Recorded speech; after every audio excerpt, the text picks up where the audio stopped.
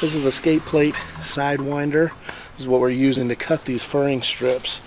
It is a guide plate that is clamped onto your circular saw, and then it has an adjustable skate guide.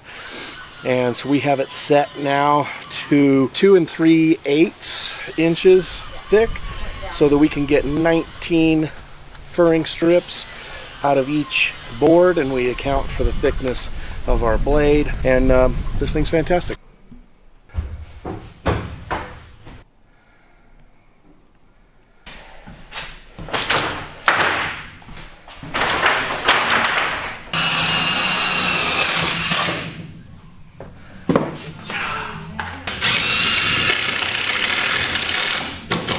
So these screws we're using, they are a wood to metal screw, self-tapping. They have these little wings on them that shear off as soon as it hits the metal, but that bores the wood a little bit more. And then it's got a self-tapper and a pretty tight metal thread, and so that sucks the wood straight up, so you don't have to pre-drill or anything like that.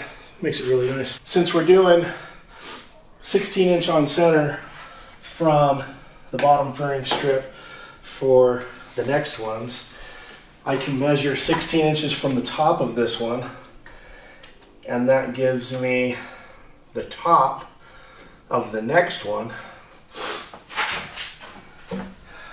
So it makes it pretty simple. So now my next one just goes up to those marks. And now we're adding the second layer of furring strips. This brings the total thickness to 1.5 inches with the two pieces, which gives us a much stronger base for everything else to mount to later. We're staggering all the ends on this layer so that none of the butt joints line up with the first layer below it. They overlap, and that helps to carry the strength all the way down the run instead of creating these weak spots in the middle. Then it's just a matter of fastening the second layer to the first using 1.25 inch wood screws. Simple, solid, and ties the whole structure together.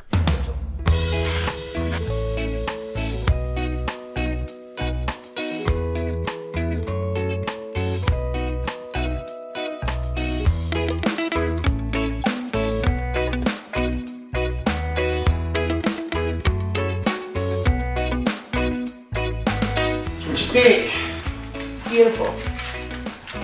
Solid. Solid. Awesome. Yeah. We're at that step. No, it's cool. Back at it today. We've got the top rung on both sides, and now we're putting up this side here, the second one, which is halfway through the steep part of the radius. Jen's out here helping me, which is fantastic. There she is. Back at it. Back at it. Woo!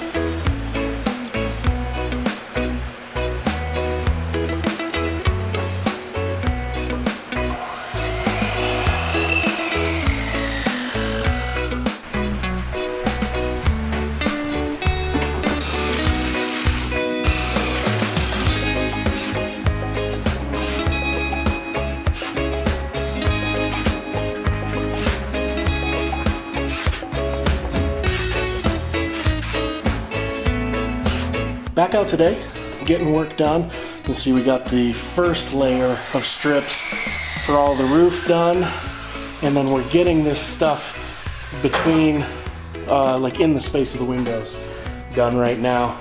Not gonna lie, it's been like 5 days since we were in here last.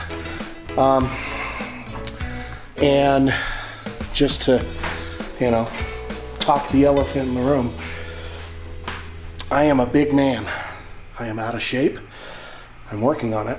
Doing all of these overhead pieces was killing my back. I woke up the day after we did all of that, and I had the worst pinch in my back And it's still there, but pushing through, that sucks, and I don't like it. And I want to make sure that I can, you know, keep going. So we're fixing those issues. I wanted to show you real quick how we are attaching these pieces between the windows, because I didn't want the wood to go all the way to the window frame and get screwed into this hat channel, because we're running trim pieces beside these windows, and those trim pieces are going to incorporate these screws, and these screws are centered in the hat channel. So if we ran the wood over the hat channel, then we would have to make them funny and build it around this.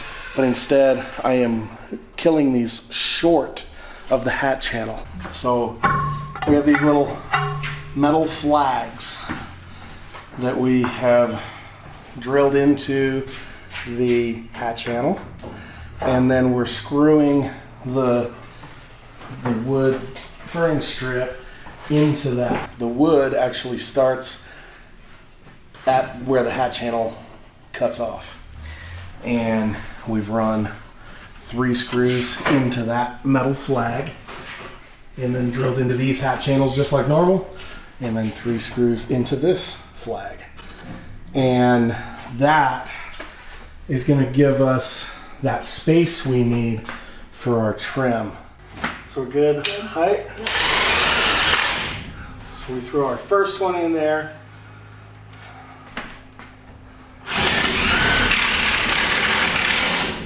And then that one.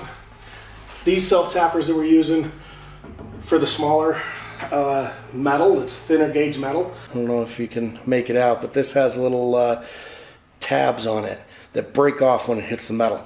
This metal is too thin, so it's not breaking them off. So I'm using some wood to metal self-tappers that don't have the little tabs on them.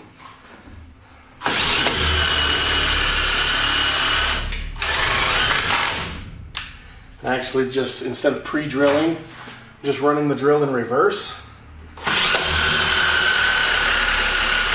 and applying pressure, letting the screw drill itself out. Once it gets through the wood, then I can self-tapper it through that metal. If I don't do that, if I don't pre-drill it, then it grabs too much of the wood and will push the metal out of the way before it gets a chance to drill through the metal. So the whole run the drill backwards is a good trick.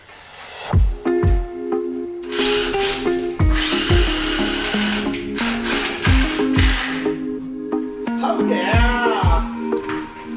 So just center it.